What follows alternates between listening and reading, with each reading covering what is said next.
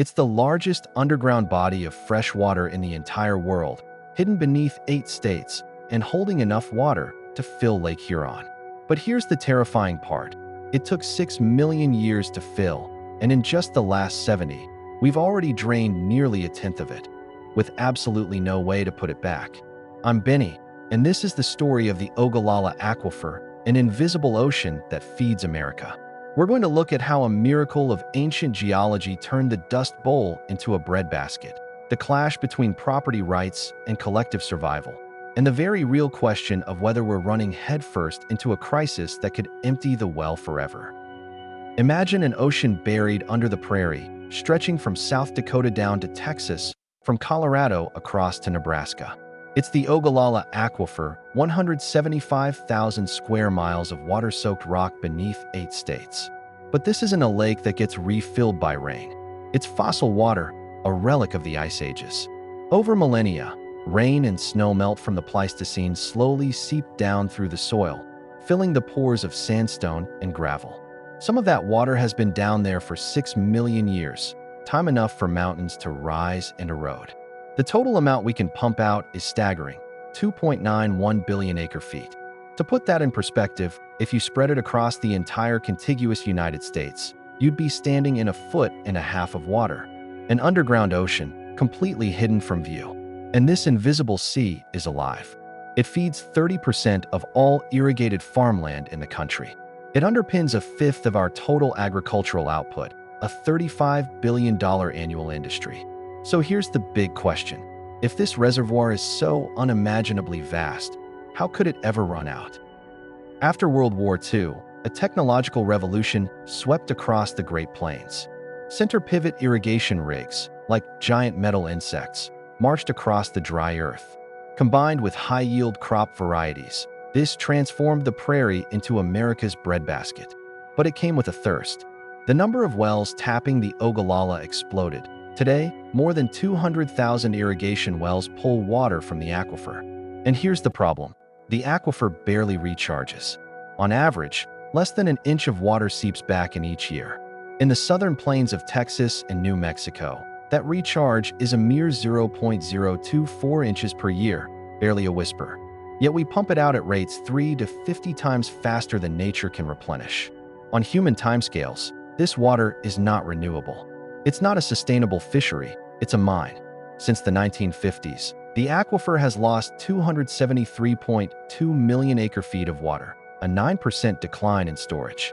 The average water level has dropped 15.8 feet. In some places, wells have run dry. The question that haunts the plains: what happens when the water runs out? Next, the land itself starts to sink. The land is sinking, not in the dramatic way of a sinkhole opening up, but a slow, almost imperceptible settling as the water beneath it is pumped away.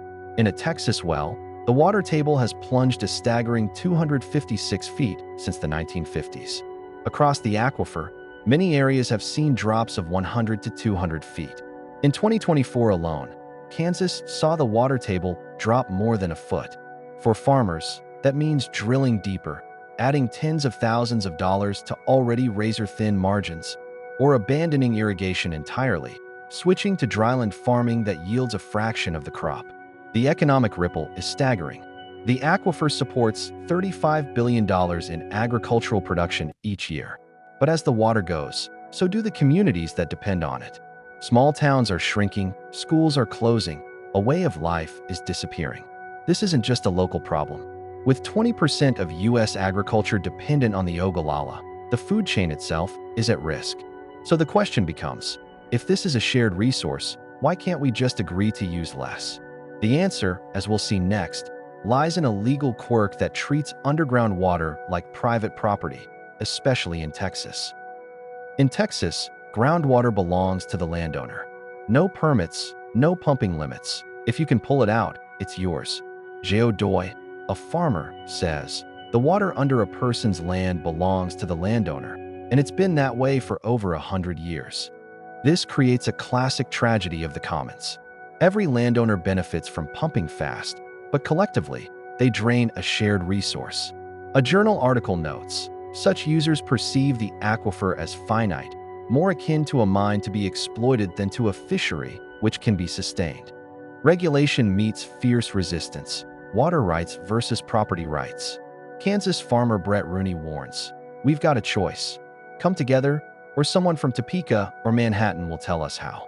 Without cooperation, the race to the bottom accelerates. In some Texas wells, water levels have plunged 256 feet. Wells dry, land sinks. Communities face an uncertain future. Is there a way out? Or are we watching a future Dust Bowl? So where does this leave us? Projections show that if we keep pumping at current rates, up to 70% of the entire Ogallala could be gone by 2070. In some places, we've already crossed the point of no return. This is fossil water. It took 6 million years to accumulate, and we're spending it in less than a century. That's an intergenerational injustice almost too big to comprehend. But it's not all doom and gloom. Nebraska, with better management and recharge projects, has actually seen water levels rise up to 85 feet in places. It proves we can turn things around. Still, as Dr. Mace put it, in the end, an aquifer can only produce what it can produce. The limits are absolute. We face a choice: come together with collective action and technology, or slide toward a dust bowl on a warmer, drier planet. That invisible ocean beneath the plains is not infinite, and the clock is ticking. The Ogallala Aquifer has quietly fed America for decades, but it's vanishing fast. It took millennia to fill. We're draining it in a lifetime. The future of the plains hangs on what we do now. If this story matters to you, hit subscribe and join us for more. Because as the water disappears, the land doesn't forget.